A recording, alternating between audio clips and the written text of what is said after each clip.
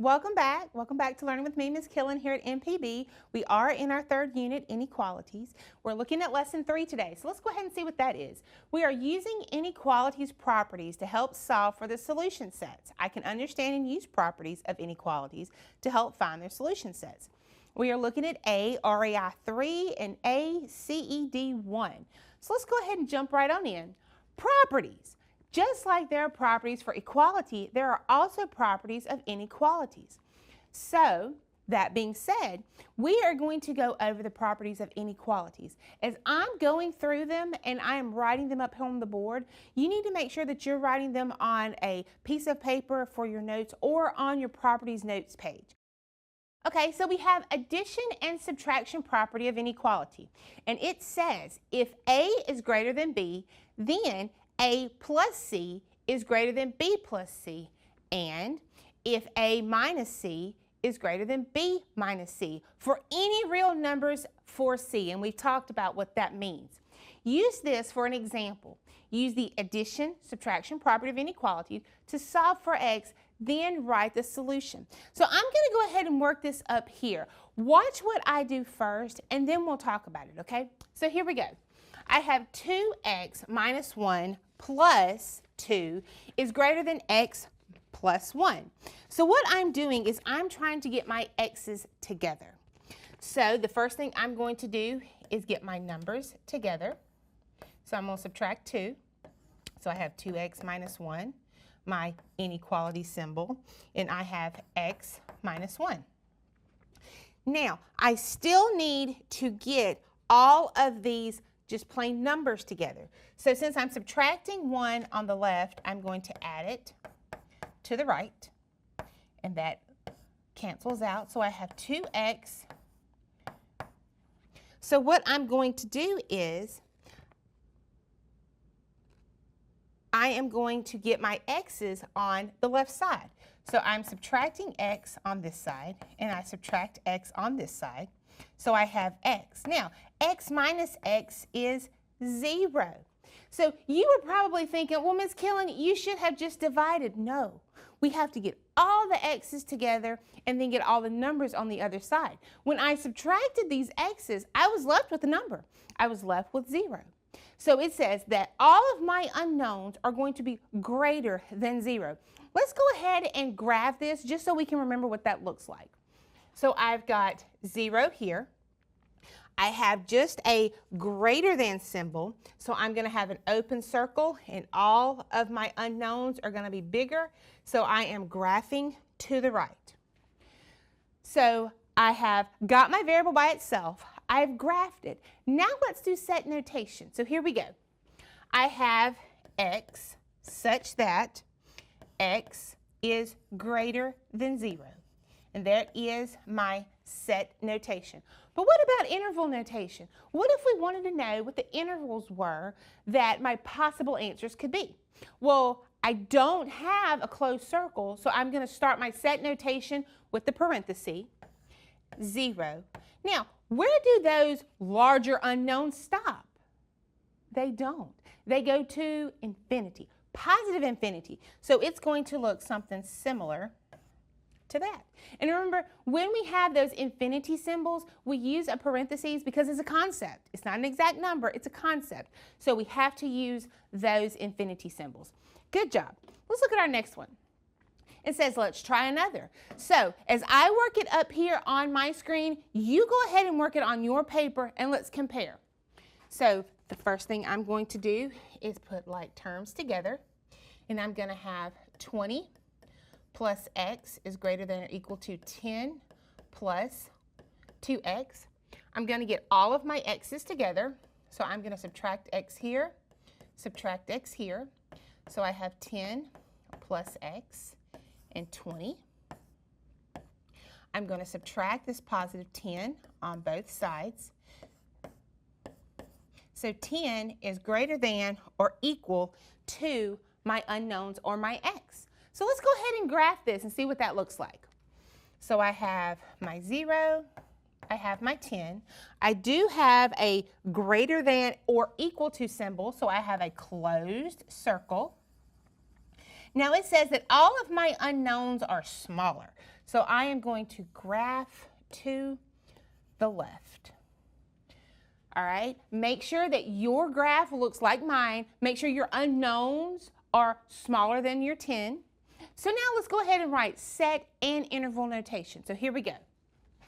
My x such that my x is less than or equal to my 10. And then I'm starting this interval at negative infinity, and we are going to 10, and it can be 10. So I begin with the parentheses, and I end with my bracket. Good job. Paula's deposit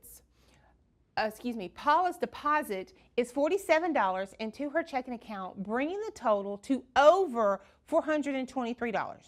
Write and solve an inequality to represent the amount of money Paula's account has before the $47 deposit. All right, so let's go ahead and annotate this possible passage. So she's putting 47 in, which brings it to over $423. So I want to know how much it has before the deposit was made. So we've got how much it was, then we had our deposit, and we know that it's going to be over $423. Now, it did not say it is exactly $423. It said it's over. So we've got to make sure that we use the correct inequality symbol to mean over $423. Okay, let's finish this. So what I'm going to do now is isolate my variable. So since I'm adding 47, I am going to subtract it on both sides. So x is larger than 376. In a graph, I would have 0, 376. It is just a greater than symbol, so I am going to open circle, and my unknowns are larger, so I'm graphing to the right. I am going to also then write what my answer is. I know that the work is our justification, but sometimes they're going to want you to say, tell exactly what your answer means. So I'm going to write exactly what this answer means. So here we go. I have Paula had more than $376 before the deposit. Because sometimes those questions, either on your unit test or that assessment at the end of the year, is you're going to have to work all the math, and you've given that justification in your math, and your math is spot on.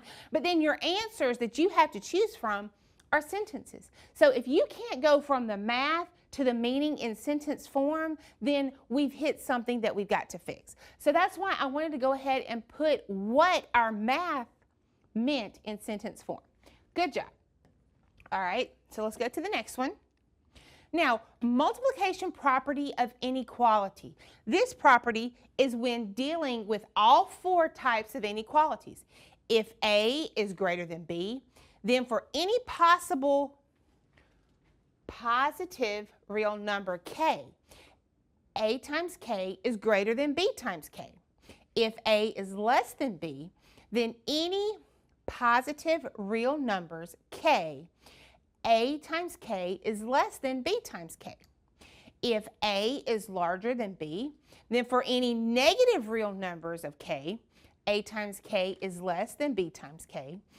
And if A is less than B, then for any negative real numbers for K, A times K is greater than B times K.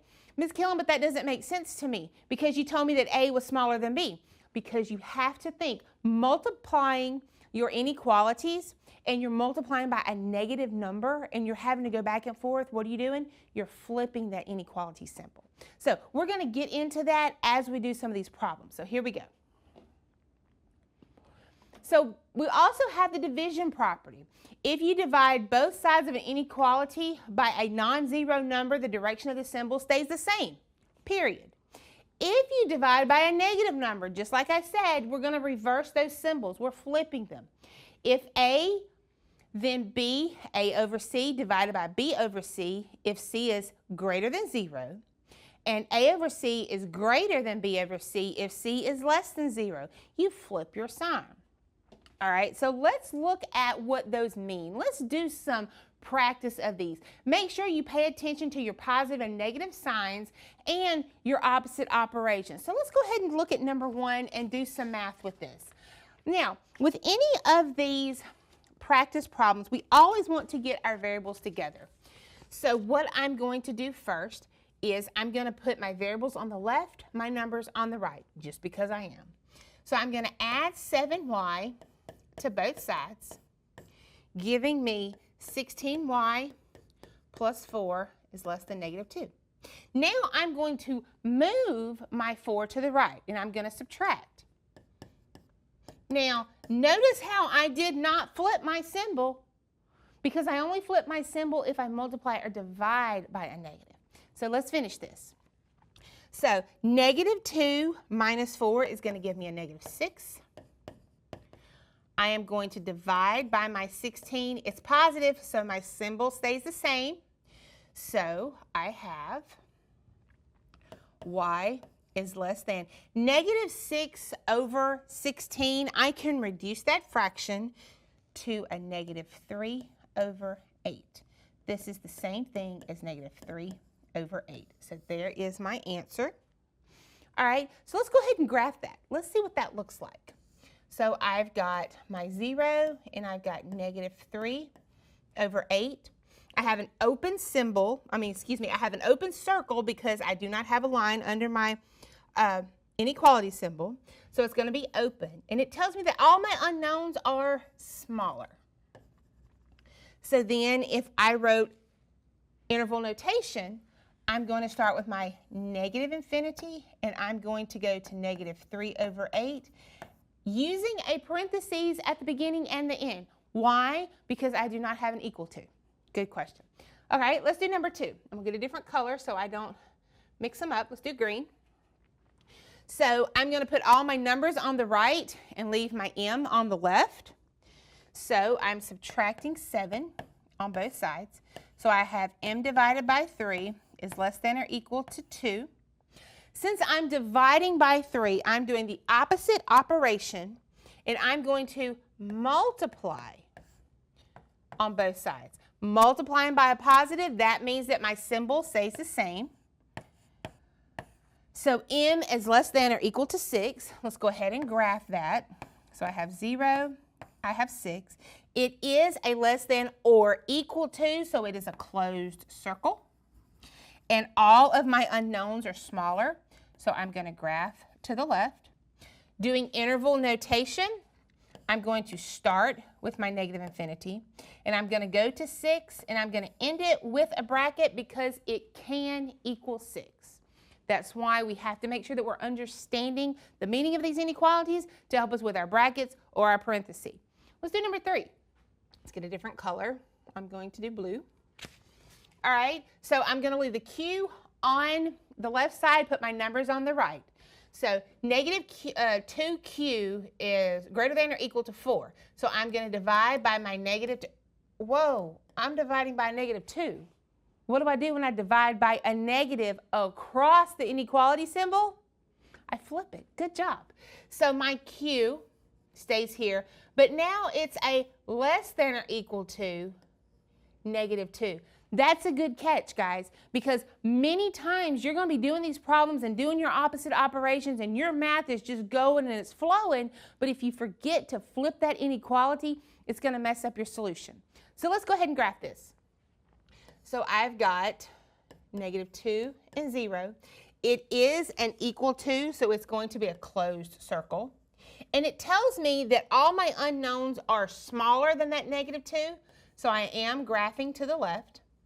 And so if I do my interval notation, I start with a negative infinity, I go to the negative 2, and I can include it. Good job, guys. Now, let's finish this number 4 and see if we can see what it's going to do. So I'm going to get my last color, and I guess I'm going to go to black. So I'm going to keep my variables on the left, my numbers on the right. So I'm going to add 7y to both sides, and I'll have negative 2y. I'm going to subtract my 5 on both sides, and I'm going to have negative 2. Getting my y by itself, I'm going to divide by this negative 2, and we've just done that. So I'm flipping my symbol. So y is less than or equal to a negative divided by negative is a positive. Good catch. Let's go ahead and graph it. So I'm going to graph it here. So I have 0, 1.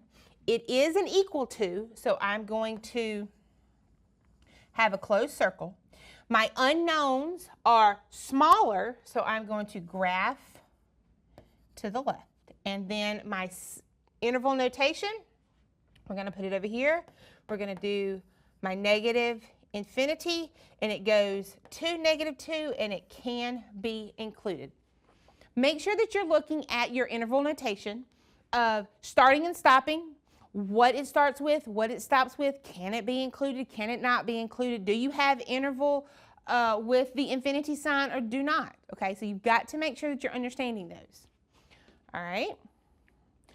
Now, it's time for you to master. This is to enhance your comprehension. We have several different problems. So what I'm going to do is I'm going to read you the problem, and then I'm going to give you a few minutes for you or you and your table partner to work, and then we're going to come back and we're going to do these for each of our problems. So let me go ahead and read this. At 12:30 p.m. in Savannah, Georgia, Nathan noticed the temperature outside is 83 degrees. The temperature increased at a steady rate of 4 degrees per hour. At what time was the temperature above 95 degrees? So go ahead with you and your table partner and work it, and then come back and let's see what Nathan and his degrees are doing.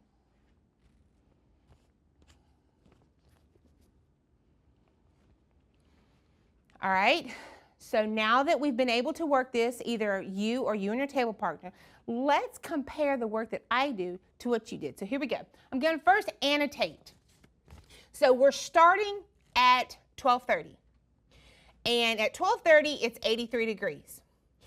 It's increasing at a rate of 4 degrees per hour. At what time is it above 95 degrees? All right, so now that I've annotated my problem, let's go ahead and write what my inequality would look like when I reference back to my annotations. So here we go. So I'm going to have 83 is where I start, and then 4 degrees every hour, and I want to get above 95 degrees. All right, so let's look at the math. I'm going to get my variables on the left, my numbers on the right, so I'm going to subtract 83 on both sides. So I have 4h greater than 12. I'm going to divide by a positive number, so my symbols stay the same. So my hours are going to be bigger than 3. So yes, I have found out what my variable equals, but have I answered the question? No, I haven't, because it wants to know at what time is it above 95 degrees. So at 12:30, it's at 83. So I'm adding an hour, and I'm at 1:30. I'm adding another hour, and I'm at 2:30. I'm adding my third hour, and I'm at 3:30. So I could say after 3:30, the temperature, make sure you spell it right, was greater than 95 degrees.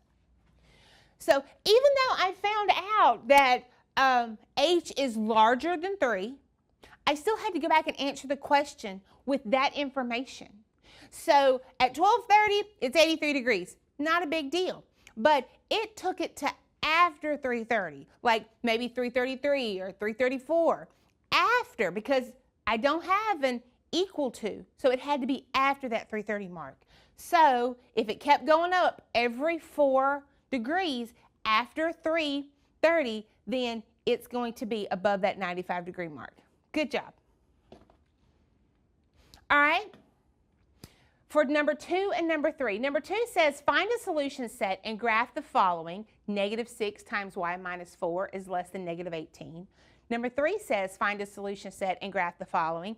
-4 times t minus 3 greater than or equal to 3t minus 2. You and your table partner go ahead and work these, see what you get, and then come back to me and we'll compare.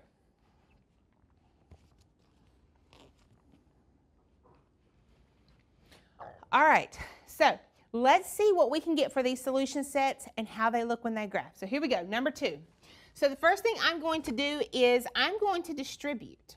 So I'm distributing my -6, and I have -6y plus 24, negatives positive, is less than -18. I'm going to get my variables on the left, my numbers on the right. So I'm going to subtract 24 on both sides. So -6y is less than. -18 minus 24 is a -42. I'm going to divide by my negative. So that means what? I'm flipping my inequality. So my y is greater than a +7. So let's go ahead and graph that. So I've got 1, 0, and 7. It is just a greater than symbol, so I have an open circle, and it says that my y's are bigger. So I'm going to graph to the right. And let's just do an interval notation. So I have 7 comma positive infinity using both of my parentheses. All right, so let's look at number 3. So it says -4 is multiplied to t minus 3. So I am going to distribute. I have -4t, -4 and -3 is a +12, greater than or equal to 3t minus 2. I'm going to get my t's on the left and my numbers on the right. So I am subtracting 3t on both sides. -4 minus 3 is going to be a -7t. I'm going to subtract 12 on both sides. And I have a -14. Now, I'm going to divide by that -7. So what happens? I'm flipping. So t is less than or equal to what?